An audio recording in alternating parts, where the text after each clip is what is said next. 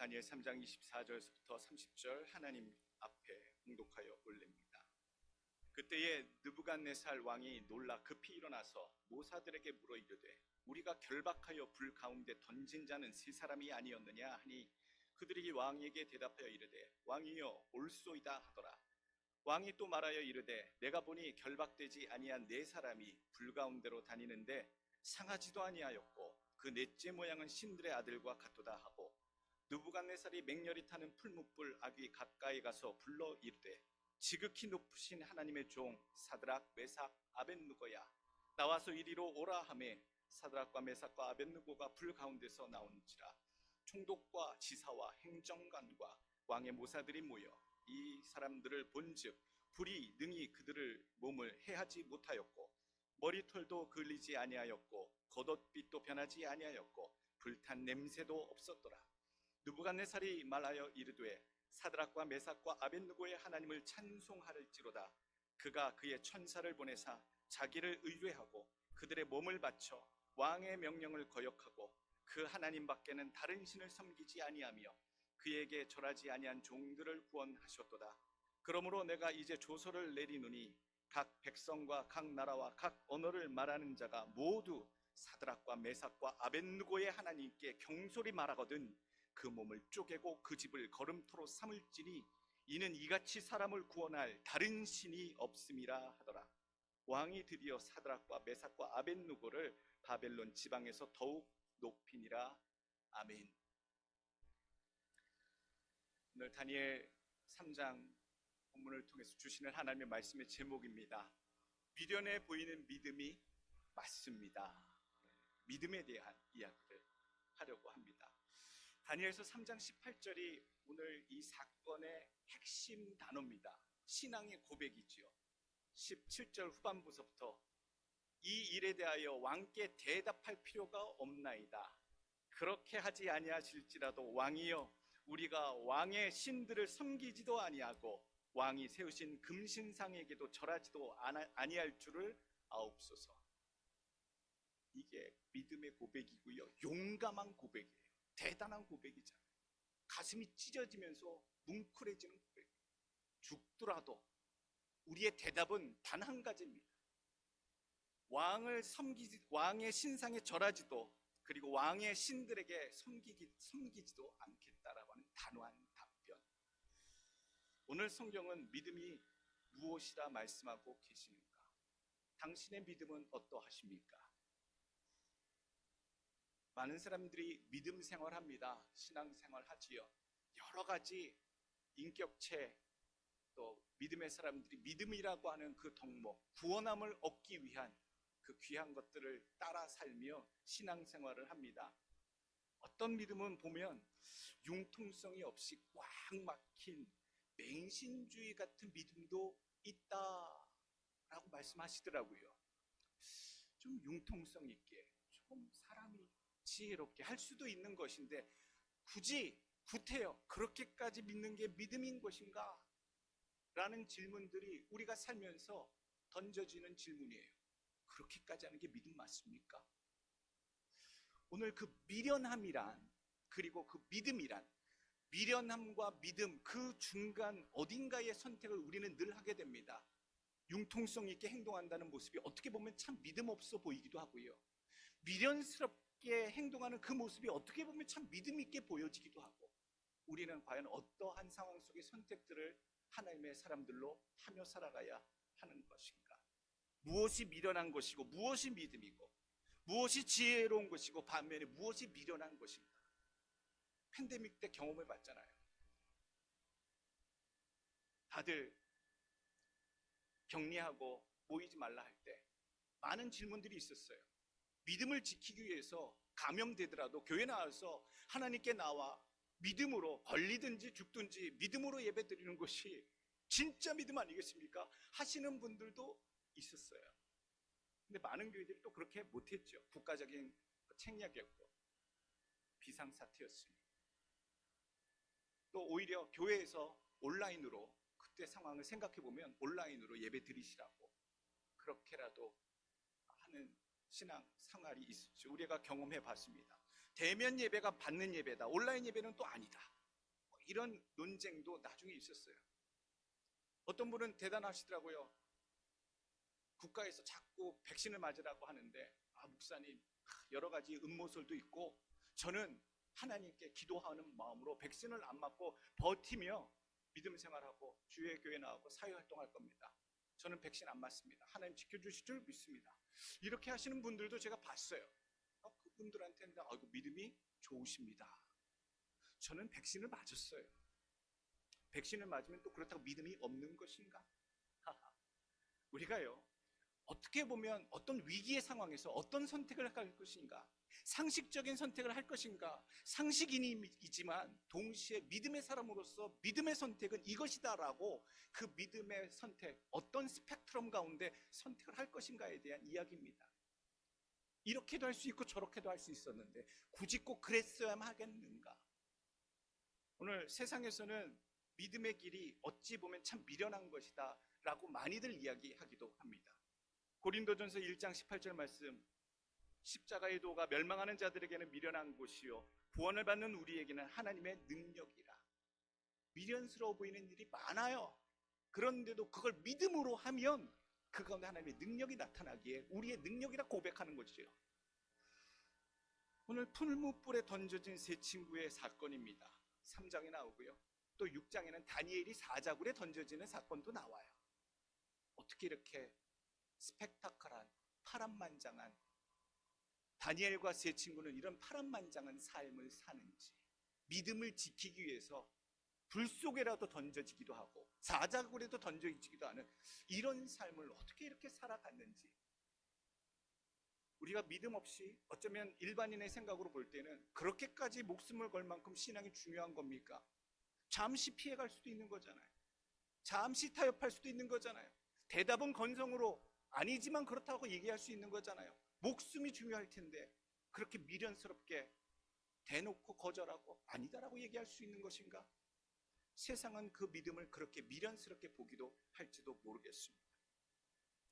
다니엘과 이 세 친구의 처신은 과연 미련스러운 선택이었는가? 이 다니엘과 이 세 친구는요, 사실 유다의 거의 왕족 귀족 출신이죠. 이 바벨론이 유다를 몇 번이고 침공을 해서 거기에 있는 사람들을 포로로 끌고 갈 때 왕족들, 귀족들을 많이 볼모로 끌고 가고 특별히 엘리트들을 데려가서 바벨론의 왕궁에서 특별한 교육을 시켜 바벨론 제국을 위한 인재들 양성의 대상자들로 삼았어요. 그래서 왕궁에서 교육시키고 왕궁에서 특별히 관리했지요. 그래서 이름을 바꿔요. 원래 오늘 이름은 다른 이름이죠. 우리가 알고 있는 다니엘과 세 친구, 그러면 다니엘과 메드락, 또 사드락, 메삭, 아벳느고, 그렇게 사드락, 메삭, 아벳느고라고 얘기하지만 원래 히브리 이름은 하나냐, 미사엘, 아사랴예요. 그 얼마나 은혜스러운 이름인 줄 아세요? 다니엘은 하나님은 심판자이시다, 하나님은 자비로우시다, 미사엘은 하나님과 같으신 분이 누구신가, 아사랴는 하나님께서 도우셨다라는 이름이에요. 근데 이름들이 바뀌고 나서 그들의 이름의 뜻을 보니까요, 벨드사살, 다니엘은 벨드사살이라고 바뀌었어요. 벨신이여 당신의 생명을 보존하소서. 다니엘 이름을 그렇게 바꿔서 불렀더라고요. 하나냐는요, 사드락으로 불렸어요. 악의 명령, 태양의 영감이라는 뜻이에요. 또 메삭은요, 아쿠신 같은 분이 어디 있으랴라고 하는 뜻이었어요. 또 아벳느고는요, 느고의 종이다라고 하는 그런 바벨론식의 이름을 명명을 했어요. 이름 바꾼다는 거 쉽지 않잖아요. 일제시대, 일제강점기 때에 우리 민족이 얼마나 고난스러운 일들을 많이 당했습니까? 그 많은 고통스러운 일들 중에서 그 사람의 창씨계명, 이름, 성을 바꾸게 하는 그것을 우리가 역사 속에서 만나지 않습니까? 우리의 민족의 정신과 어를 바꿔버리고 동화시키기 위해서 이렇게 했던 사실을 압니다. 그래서 이렇게 본문만 보면 이 다니엘과 세 친구가 이름을 바꿨다, 그것을 허용했다라는 것만 봐서 이들이 하나님의 사람들로서 이제 더 이상 그 관계를 다 씻어내고 바벨론의 사람으로서 살기 위하여 이름을 바꾸는 것을 허용했는가에 대한 질문이 들더라고요. 적당히 현실에 타협했는가? 그랬는데요, 오늘 많은 고민을 해봅니다. 말씀을 통해 이 사드락, 메삭, 아벳느고가 자기 이름이 바벨론식으로 그 은혜로운 이름을 버리고 바벨론식의 이름을 불려졌을 때 이들은 타협한 신앙인가라고 고민을 해봤어요. 근데 원해서 된 일이 아니었더라고요. 이들이 원해서 그 은혜로운 뜻이 담겨있는 자신들의 히브리식 이름을 저버리고 바벨론식으로 바뀐 것이 아니라, 오늘 성경에 보게 되면 이들이 다니엘 1장 보게 되면 어쩔 수 없이 바벨론식 이름으로 강제로 개명당한 것을 성경에 기록하고 있어요. 다니엘 1장 6절 말씀, 그들 가운데 유다 자손 곧 다니엘과 하나냐와 미사일과 아사랴가 있었더니 환관장이 그들의 이름을 고쳐 다니엘은 벨드사살이라 하고 하나냐는 사드락이라 하고 미사엘은 메삭이라 하고 아사랴는 아벳느고라 하였더라. 그러니까 보게 되니까 이 세 친구, 다니엘과 세 친구가 의도적으로 유대인의 정신과 어를 저버리고 타협한 것이 아니라 왕궁에서 무조건 개명시키는 그 정책에 따라 어쩔 수 없이 바벨론의 이름을 갖게 되었구나라고 우리는 사실을 발견할 수 있어요. 타협한 게 아니더라고요. 실제로 다니엘서 다른 곳에 보게 되면 다니엘과 세 친구의 이름을 부를 때 특별히 언급이 사드락, 메삭, 아벳느고가 나와 있는 표현이 있고, 히브리인의 이름 다니엘과 하나냐와 미사엘과 아사랴가 나와 있는 부분이 섞여 있어요. 다니엘서에 보편적으로 나와 있을 때 사드락, 메삭, 아벳느고라고 표현될 때에는 무조건 느부갓네살의 왕의 이름, 느부갓네살의 왕이 그들을 부를 때에 바벨론식 이름으로 불렀다라는 것이 성경에 나와 있고, 그 외의 부분에서는 히브리식 이름으로 기록되어 있어요. 강제적으로 어쩔 수 없이 그들은 현실에 그렇게 불려지게 되었구나. 타협한 것이 아니었다는 얘기예요. 바벨론에 잘 보이기 위해서, 인정받기 위해서 포로로 끌려갔지만 왕궁에서 지위가 올라가고 보장받기 위해서 적극적으로 자기의 이름을 바벨론식으로 바꾼 자가 아니라는 얘기죠. 참고 믿음이 원래 있었던 자들이구나. 오늘 다니엘 3장 보게 되면 왕이요 금신상을 세웁니다. 느부갓네살이 금신상을 세워요. 느부갓네살의 유적들이 참 많아요. 바벨론의 유적, 우리가 공부하다 보면 바벨론의 2층 정원, 그래가지고 왕궁의 아름다운 정원들을 꾸며놓은 것이 세계 불가사의로 얘기할 정도로 그렇게 웅장한 지국의 위용을 나타내는 건축물로 아직까지도 남아있기도 하고요. 또 바벨론 제국의 최고의 전성기를 누리게 했던 자가 느부갓네살 1세, 그 다음에 2세, 오늘 성경에 나오는 느부갓네살 왕은요 2세예요. 바벨론 제국의 최고 전성기를 이룬 왕. 오늘 이 2세 바벨론 제국의 왕이요 자기를 위한 금신상을 만들어요. 엄청난 금신상.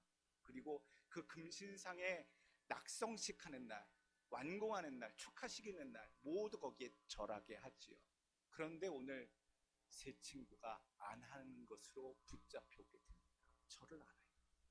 할 수도 있는데 그냥 가서 모든 온 백성들이 그 낙성식 때 축하한다고 절을 할 터인데 그때 묻어서 하면 됐었을 것을 오늘 굳이 이 사드락, 메삭, 아벳느고, 하나냐와 미사엘과 아사랴는 절대로 하지 않아서 오늘 붙잡혀 오게 됩니다. 오늘 3장 8절에 보게 되면 그때에 어떤 갈대아 사람들이 나와 유다 사람들을 참소하니라. 여기 뭡니까? 갈대아 사람들은요 바벨론 사람들이에요. 바벨론 사람들이 누구를 참소했다? 유다 사람들 언급합니다. 3장 8절과 9절 보게 되면 사드락과 메삭과 아벳느고가 절하지 아니했다라고 왕 앞에 끌고 왔다라고 성경에 기록되어 있어요. 걸린 거지요. 묘하게 다니엘은 빠졌습니다. 다니엘은 인사를 했는가? 저는 성경에는 나와 있지 않습니다만 되게 궁금했어요. 왜 다니엘은 이 사람들이 참소하지 않았을까? 사드락과 메삭과 아벳느고 못지않게 오히려 더 다니엘서에는 다니엘의 신앙이 더 뜨겁고 대단한 면으로 그렇게 기록이 되어 있는데, 오늘 그 절하지 않는 자들의 명단 중에 사드락과 메삭과 아벳느고는 붙잡혀 왔는데 왜 다니엘의 이름은 없는가? 그렇다면 다니엘은 그 자리에서 넙죽 절했단 말인가? 그런 질문들, 그런 궁금함. 근데 성경에 나와 있지 않아요. 잘 보니까 오늘 갈대아 사람들, 바벨론 출신들의 그 주민들이 유대에서 포로로 끌려온 자들이 왕궁에서 승승장구하고 있는 것을 못마땅해 했어요. 포로 주제에 감히 왕의 인정을 받아 총애를 받아 그렇게 높은 지위에 다 우리를 다스리는 자로 있는 것을 용납하지 못하는 마음들이 본문에서 느껴져요. 그런데 다니엘은 터치 못해요. 왜냐하면 다니엘서 2장에 그 이유가 나와요. 어느 누구도 다니엘이 인사를 하든 안 하든 어느 누구도 untouchable, 감히 다니엘을 건들 자가 없게 2장에는 역사가 있었거든요. 바로 느부갓네살 왕이 꿈을 꾸었을 때, 신상이 있는 꿈을 꾸었을 때 그것을 능히 해결하고 해석할 자가 없었을 때 다니엘이 그 느부갓네살 왕을 위해 왕이 꾼 꿈의 내용과 그 꿈의 해석을 기가 막히게 해석을 해냅니다. 그래서 2장에 보게 되면 그 바로 앞장에 느부갓네살 왕이 다니엘을 전국에서, 전 제국에서 가장 높은 자로 세우고 존귀함을 주고 사랑하고 가장 아끼는 자로 최측근에서 총애를 받는 인물로 세워요. 그리고 그 다니엘은 자기들의 세 친구를 불러다가 추천하여서 왕 앞에 좋은 귀한 직책들을 맡도록 추천을 하지요. 제가 보니까 그래요. 왕이 총애하는 자를 직접 칠 수는 없으니 그 총애하는 다니엘의 세 친구서부터 이 천천히 정적들이 제거해 나가고자 오늘 이를 꾸몄구나. 감히 왕이 눈에 들어하는 자를 직접 칠 수 없으니 그 친구들서부터 흠을 잡아 무너뜨리자라고 하는 그 갈대아 사람들, 본토박이들의 정치적인 음모가 있었지 않았겠느냐. 오늘 우리들의 마음속에 어떠한 상황에도 우리가 참 평안히 살아가는 날은 없습니다.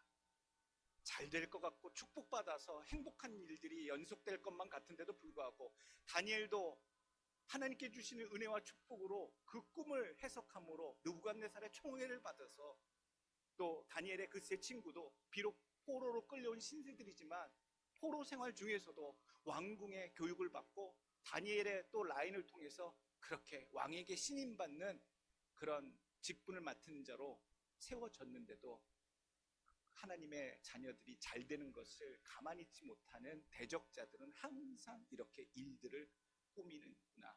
그것이 세상의 원리구나. 우리도 그렇습니다. 그럴 때마다, 위기가 닥칠 때마다요, 어떻게 피해가 나가시겠냐고, 인사 한번 그냥 꾸벅 하시겠냐고요. 아니면 다니엘 그 케이스처럼 사자굴이 예비되어 있으니 목숨을 부지하기 위해서도 현실에 한번 타협을 하겠느냐. 오늘 첫 번째, 미련해 보이지만 다니엘과 세 친구가 보여주는 믿음의 네 가지 제시는 이렇습니다. 첫 번째 믿음은 이래야 됩니다. 신앙의 원칙은 주님을 부인하지 않는 것입니다. 주인을 부인하지 않는 것, 주님을 모른 척하지 않는 것. 이것이 너무 문구가 피상적이고 어떤 상황인지 잘 모르시게 될 수도 있습니다만 오늘 3장 18절 말씀, 그렇게 하지 아니하실지라도 왕이여 우리가 왕의 신들을 숨기지도 아니하고 왕이 세우는 금신상에게도 절하지도 아니할 줄을 아옵소서. 두리뭉실 들어가는 행동하는 것이 신앙의 모습이 아닙니다. 오늘 한국 기독교사에 참으로 어려운 혼란과 치욕 속인 사건들이 많이 있어요. 일제강점기 때 또 기억해보면 그때 신사참배 때문에 한국교회가 얼마나 어려웠는지 몰라요. 신사가 뭔지 아십니까? 신사는요, 일본 일제시대 때 국가를, 일본 제국을 위해서 죽었던 영혼들, 전쟁터에 나가서 태평양 전쟁에서 나간 그 전범들, 그 영혼들을 모셔다가 영영이라고 그래요. 영웅스러운 영혼. 그래서 영령들을 위로하고 숭배하고 절하기 위해서 만든 게 신사예요. 그래서 지금도 야스쿠니, 일본의 도쿄에 있는 그 큰 야스쿠니 신사에 일본 총리가 가서 인사하면 한국, 중국, 미국, 필리핀, 태국, 일제의 태평양 전쟁으로 고통받았던 모든 민족들은 다 야스쿠니 신사에 가서 참배하는 그 정치인을 비난하잖아요. 매번 신문에 나오잖아요. 왜요? 신사 참배하니까요. 거기에 뭐가 있는데요? 제국주의의 전범들의 그 위패가 있는 거기에 가서 절하고 참배하니 온 세계가 뒤집어 엎어지잖아요. 지금도 그래요. 근데 그 신사를요, 일제강점기 때에 전국에 만들어 놨어요. 전국에 만들어 놓고 서울에만 벌써 4개를 만들어 놨어요. 남산에만 만들어 놨고요. 남산 신궁, 경성 신사, 노기 신사, 경성호 호국 신사, 서울에만 4군데 만들어 놓고 온 교회인들한테 공문 보냈어요. 나와서 참배하라고. 신사에 남산에 올라가서 참배하라고. 참배하지 않는 교회는 각오하라고. 우상 숭배잖아요. 절하지 말라 했잖아요. 하나님 외에 어떠한 것도 절하지 말고 피하라 했죠. 얼마나 많은 교회들이 처음부터 다 반대인지 몰라요. 정말로 우상 숭배니까요. 그런데 그게 아주 교묘하게 바뀝니다. 조선 총독부에서 바꿉니다. 그건 종교적인 행위가 아니에요.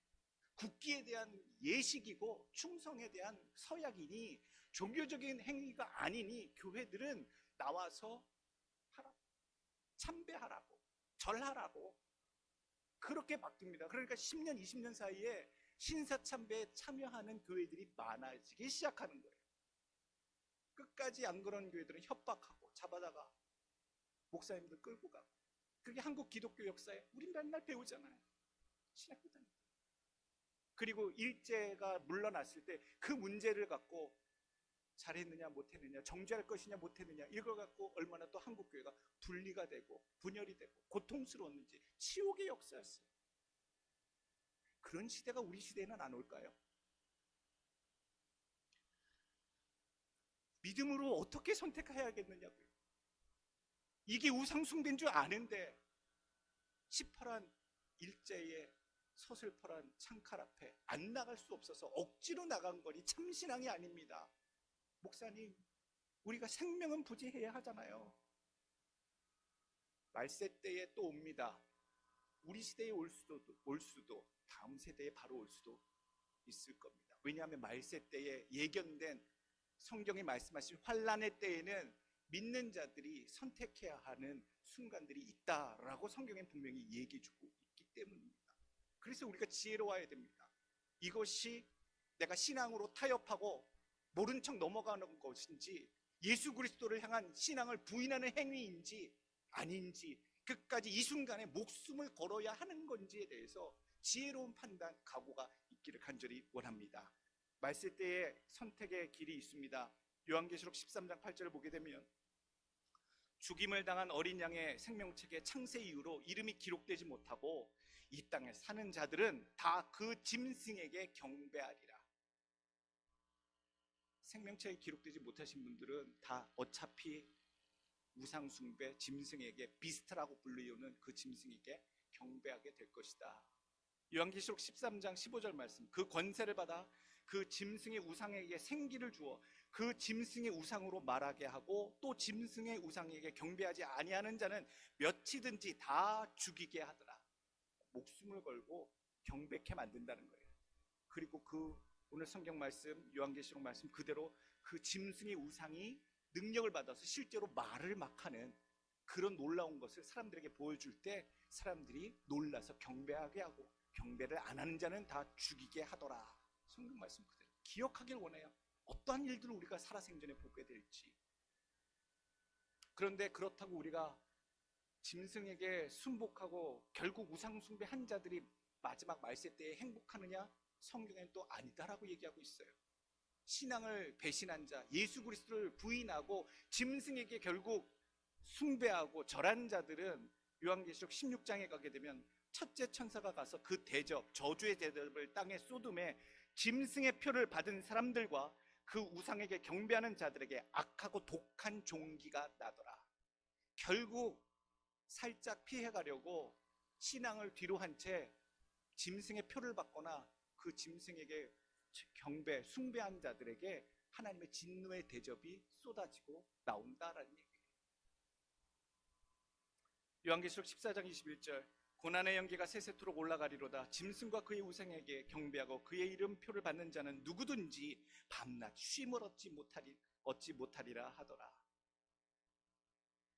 참으로 고민스럽습니다. 저도 목사지만요, 고민스럽습니다. 이러한 때가 오면 나는 어떤 신앙의 선택을 하게 될까? 우리 조무부들은 신앙을 지키려고 붙잡혀가는 거 뻔히 알면서도 붙잡혀가셨어요. 교회로 다시 가셔서 몇 번 말씀드리잖아요. 그래서 순교하셨다고. 알면서, 죽을 걸 알면서도 그 길을 선택한 것, 보통 믿음이 아니었구나. 나는 알면서 그런 선택을 할 수 있을까? 주님을 위해서.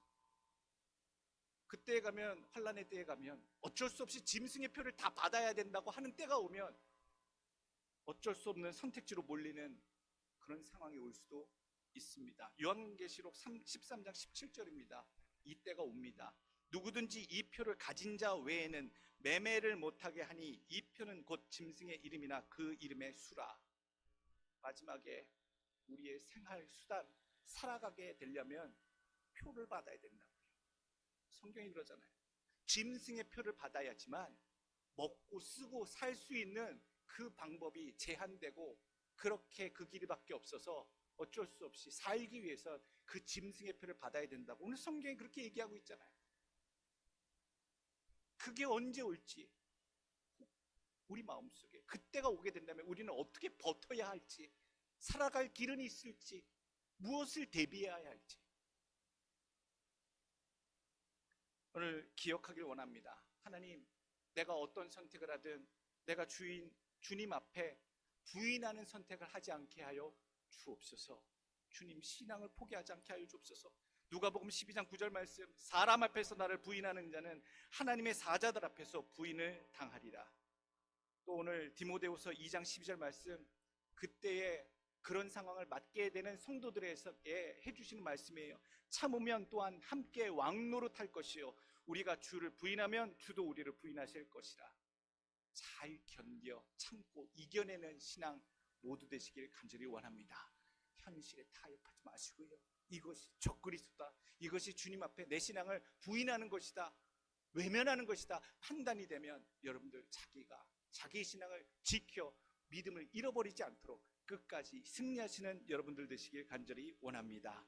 두 번째 주시는 교훈의 말씀은요, 이 다니엘서를 통해서 주시는 말씀이에요.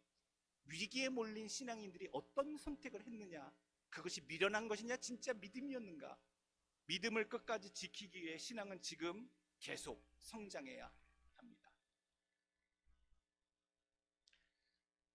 어느 한순간 목숨을 걸게 되는 신앙까지 갑자기 가게 되지는 않는 것 같더라고요.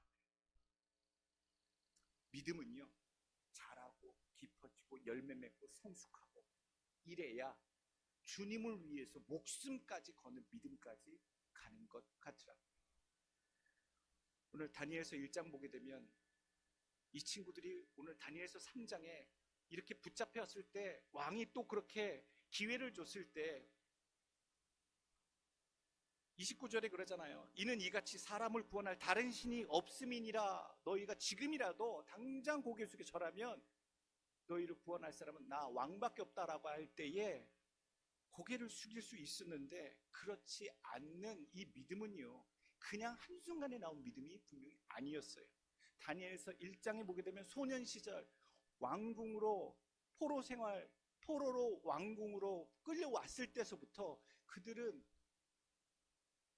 왕의 진미를 먹기를 즐겨하지 아니하고 채소를 먹기를 원했잖아요. 왕의 진미는 날마다 드리는 일일 제사, 우상에게 먼저 드려진 그 제사의 음식들을 왕궁에 있는 모든 사람들이 나눠 먹는 것을 알았기에 그것을 피하고자 채소만 먹겠다고, 그 정도로 그렇게 소년 때서부터 이 다니엘과 세 친구는 자기 신앙을 지키려고 애썼던 믿음이었다. 히브리서 5장 12절 말씀입니다. 때가 오래되었으므로 너희가 마땅히 선생이 되어야 되었을 터인데 너희가 다시 하나님의 말씀의 초보에 대하여 누구에게서 가르침을 받아야 할 처지이니 단단한 음식은 못 먹고 젖이나 먹어야 할 자가 되었도다. 이는 젖을 먹는 자마다 어린아이니 의의 말씀을 경험하지 못한 자요 단단한 음식은 장성한 자의 것이니 그들은 지각을 사용함으로 연단을 받아 선악을 분별하는 자들이니라. 예수 믿은 지 오래되시면요 주님 앞에 믿음에 대해서 변명할 것이, 말씀드려야 될 것이 많이 있습니다. 내 믿음에 대해서 설명할 것이 분명히 있으셔야 됩니다. 오늘 히브리서 10장 38절 말씀, 나의 의인은 믿음으로 말미암아 살리라. 또한 뒤로 물러가면 내 마음이 그를 기뻐하지 아니하리라 하셨느니라. 우리는 뒤로 물러가 멸망할 자가 아니요 오직 영혼을 구원함에 이르는 믿음을 가진 자니라. 여러분, 하루아침에 마지막까지 목숨을 걸 수 있는 그런 선택을 해야 되는 위기의 상황에 내 믿음을 지킬 만한 그 위대한 믿음은요 지금부터 부단히 계속 연습하고 단련하고 연단해서 준비되어야 그 위기의 상황에 자기의 목숨을 거는 믿음이 되는 겁니다. 여러분들 그렇게 지금부터 준비하시길 원합니다. 너무 늦었다고 생각하지 마십시오. 성경은 또 그렇지 않습니다. 먼저 된 자 나중 되고 나중 된 자 먼저 된다고. 그 믿음의 성숙은 끝까지 이루고 목숨까지 걸은 오늘 다니엘과 그 세 친구처럼 되어야 하겠습니다만 그 과정은 어느 누구도 먼저 됐다고 장담하지 못하고 늦게 시작한다고 낙담하지 않는다라는 얘기지. 오늘 여러분들의 신앙 생활 가운데 날마다 성장이 있으시길 원합니다. 믿음의 진보를 보여주십시오. 변화된 모습을 보여주십시오. 작년과 더욱더 변화된 것, 거듭난 모습, 성령 충만한 모습. 목회자가요, 무당들은 그 무당집에 문을 열고 딱 손님이 들어오면 뭐가 있는지 다 꿰뚫어 본다고 하는데, 목회자도요 성도들의 얼굴을 보면요 느껴져요. 고통 중에 있구나, 속상한 일이 많구나, 딱 보면 느껴져요. 교회 왔는데도 근심 걱정이 가득하고 고통 속에 기도 많이 해드려야겠다, 힘들으시고 뭔가가 있고 환하게 들어오시는 분도 있고 힘들어서 들어오시는 분도 있고 축 처져 들어오시는 분도 있고, 찬양하고 그러실 때 여기 앉아 있잖아요. 제가 그때 한번 쓱 봐요. 얼굴에 다 써 있어요. 어떻게 살아시는지, 어떤 문제가 있는지. 오늘 우리들이 살아야 될 것, 우리들의 삶에 변화가 있기를 원합니다. 올해 말씀대로 따라 살면 여러분 삶 속에 변화가 계실 줄로 믿습니다. 먼저 믿었든 나중에 믿었든 그 놀라운 변화를 여러분들 삶에 분명히 드러내시고 주님 앞에 먼저 인정받으시고 저도 확인할 수 있게 해주시는 여러분들의 삶이 되시길 축원합니다. 세 번째 주시는 교훈의 말씀, 세상이 나를 통해 하나님을 발견하게 하십시오. 내 삶을 통해 하나님이 발견되도록 살아가십시오. 느부갓네살이 오늘 깜짝 놀라잖아요. 신앙 없는 사람이 깜짝 놀라잖아요.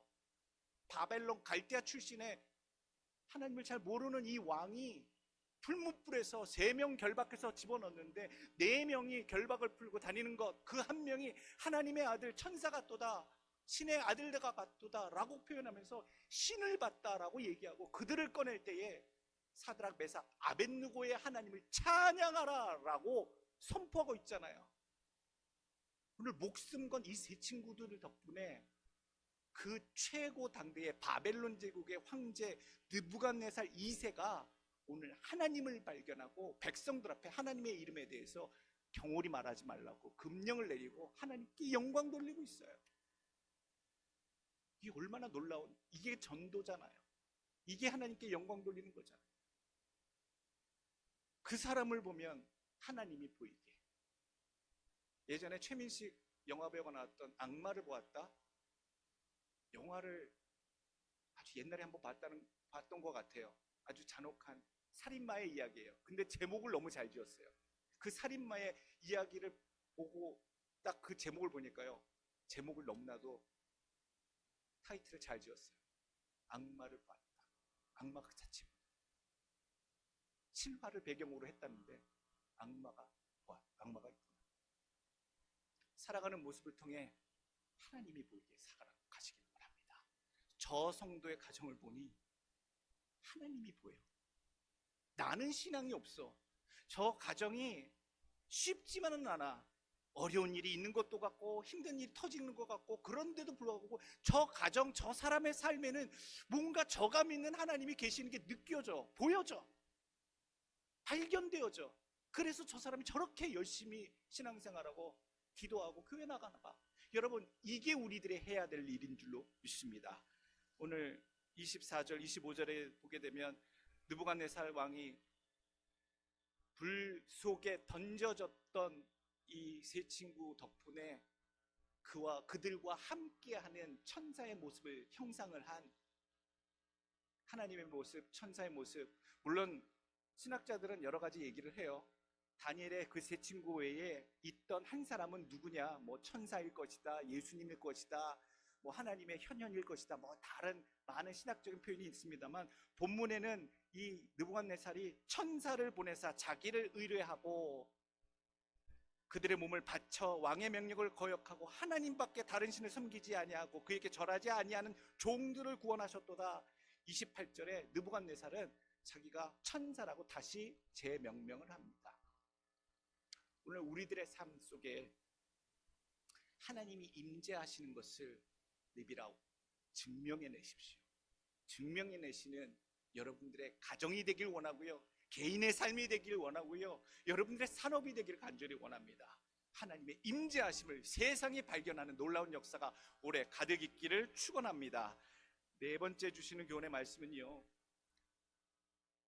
하나님이 구원하시고 함께 하심을 믿으시길 바랍니다. 그러기 위해서 해야 할 것이 있어요. 하나님이, 내가 지금 하나님 풀무불 속에 들어가는데요, 내가 정말 끔찍한 상황에 놓였는데요, 내가 죽을 것 같은데요, 하나님 구원하여 주옵소서. 그리고 하나님의 역사, 나를 구원하시는 것을 허락하여 드러내 주옵소서. 이때에 우리가 해야 될 것이 오늘 성경 말씀, 기도하고 찬양해야 돼요. 기도하고 찬양. 오늘 25절 말씀, 왕이 또 말하여 이르되 내가 보니 결박되지 아니한 네 사람이 불 가운데로 다니는데 상하지도 아니하였고 그 넷째 모양은 신들의 아들과 같도다 하고, 오늘 그 시대의 최대 제국의 왕 느부갓네살이 발견했던 하나님의 임재를 그들 가운데 발견했는데, 그 역사를 이루기까지 그들은 어떤 마음으로 끌려 들어갔는가, 그리고 그 불 속에서 무엇을 했겠는가. 오늘 성경 말씀에 불이 풀무불이라고 얘기하잖아요. 여러분, 풀무불이 뭔지 아십니까? 풀무는요, 바람을 슉슉 부는 기구예요. 옛날 시골집 가면 아궁이에 이렇게 고무로도 만들고 해서 손잡이 이렇게 해가지고 한 펌프를 하면 바람이 쑥쑥 들어가면 죽었던 불이 그냥 활활 타올라요. 화력을 강력하게 하기 위해서 만든 게 풀무예요. 순 우리말이죠. 근데 그 대장간에 있는 풀무는요, 진짜 어마어마하게 커요. 풀무불이라는 것은, 대장간의 불은 몇 천도의 상황에서 온도를 높여야 녹는 철과 다른 금속을 녹이기 위해서 보통 불로는 안 돼요. 불은 타는 탄소가 있고 산소가 있어야 그게 타오르잖아요. 그래서 엄청난 공기의 양을 공급하기 위해서 풀무라는 것을 계속적으로 해요. 근처만 가도 후끈후끈하잖아요. 근데 오늘 그 사담으로 풀무라고 하는 것은, 풀무, 우리 식품회사 이름도 하나가 있죠. 미국에도 진출해 있는데 그 풀무 뭐라고 하는 그 회사, 근데 그 회사의 이름도 풀무더라고요. 그러니까 그분이 지쳐있는 현대인을 위로하고 격려하고 힘을 불어넣기 위해서 그 회사 이름을 그렇게 지었습니다. 우리 회사는 그런 마음에서 풀무 뭐라고 지었습니다 라고 농부 출신의 그 CEO가 그렇게 얘기를 하더라고요. 그래서 그 회사 이름도 그래서 풀무 뭐뭐구나 제가 봤어요. 풀무불이 얼마나 뜨거운지, 그 근처에 그 사드락 메삭 아벳느고를 끌고 갔던 자가 뜨거워서 불타 죽었는데 성경에 나오잖아요. 7배나 더 뜨겁게 왕이 화가 나서 집어넣으라고 결국엔 명령했을 때 그들을 끌고 불 속에 인도했던 자가 불타 죽고 그 세 친구는 아무렇지도 않게 불 속에 들어갔어요. 불 속에 들어가서 뭐 했냐고요. 목사님, 뜨거워서 막 이랬겠죠. 뜨거워서 몸부림쳤겠지. 성경엔 근데 안 나오잖아요. 상하지도 않고 타지도 않고 머리털 하나도 끔찍하지 않았다. 오늘 성경을 번역한 여러 가지 사역본이 있는데, 사본들이 있는데 70인역이랑 데오도손역 이 번역본에 보게 되면 23절, 24절 본문 그 사이에 생략된 본문이 있다라고 해요. 그래서 24절 보게 되면 그때에 라고 나오죠. 그때를 뭐라고 번역해 놨냐면 왕이 그들의 찬송 소리를 듣고 그들이 살아있음을 본 그때에 라고 성경 사본에 그렇게 번역이 돼 있어요. 그러니까 이 성경, 오늘 우리가 읽은 성경에는 번역본에 안 나와 있는데 사드락, 메삭, 아벳느고가 그 뜨거운 불 속에 들어가서 무엇을 했느냐? 가만히 차렷하고 서 있었느냐? 뻘쭘히 서 있었느냐? 무엇하고 있었느냐? 성경 다른 사본에 보니까 뭐 하고 있었어요? 그 뜨거운 불 속에서도 찬양하고 있었다는 얘기예요. 오늘 우리의 삶 속에 풀무불보다 더 고통스러운 삶을 날마다 살아가고 있어요. 하루하루 살아가는 것이 생존의 문제고 부딪힘의 문제고 사건 사고가 없는 날이 없어요. 정말 지옥 같은 날이 많다라고 고백하는 분들이 너무 많아요. 그런데도 하나님이 이 지옥 같은 뜨거운 풀무불 같은 이 속에 내가 사는 이런 인생을 사는 나에게도 하나님의 역사가 임재하시기 위해서, 함께 하시기 위해서 내가 그 안에서 무엇을 해야 하는가? 기도하고 찬양하는 것, 그것이 하나님의 역사를, 임재하심을 부르는 여러분들이 해야 할 숙제인 것을 기억하시길 원합니다. 사도행전 16장 보게 되면 바울과 실라가 그리스도의 복음을 전하다가 감옥에 처박히잖아요. 끌려가서 그 깊은 감옥에 끌려갑니다. 그런데 뭐합니까? 사도행전 16장 25절, 한밤중에 바울과 실라가 기도하고 하나님을 찬송하며 죄수들이 듣더라. 그때의 옥문이 깨지며 지진이 나서 하나님이 그들을 풀어나도록 길을 여셨잖아요. 고통 중에 빠지거든, 불 속에 뛰어든 것 같은 삶 속에 날마다 살아가시거든, 여러분 기도하고 찬송하시길 원합니다. 기도는 하나님께 향하는 리퀘스트예요. 요구예요. 하나님, 지금 이 상황에서 건져 주옵소서, 역사하여 주옵소서. 하나님의 기적과 역사를 요청하는 것이 뭐예요? 기도 외에는, 기도 안 하시면 시작이 안 돼요. 접수가 안 돼요. 그래서 기도하시고요, 기도 끝나시면 뭐 하시면 돼요? 찬송하시라고요. 찬송은 하나님 당신을 위한 나의 믿음의 고백과 기다림은 변함이 없습니다. 그리 아니하실지라도 내가 이 삶 속에서 고통의 불 속에서라도 버티며 아버지를 경외하는 굳건한 태도를 변찮게 주께 보여드리나이다. 그것이 찬송이에요. 그래서 환난 가운데 빠지신 분들은요, 풀무불 같은 고통 가운데 계신 분들은요, 기도하셔서 하나님께 요청하시고 변함없는 신앙의 태도, 아버지를 향하여 경외하는 마음 변치 않았음을 증명해내시는, 기적을 부르는 여러분들의 찬양하는 귀한 모습을 하나님께 분명히 보여드리길 간절히 원합니다.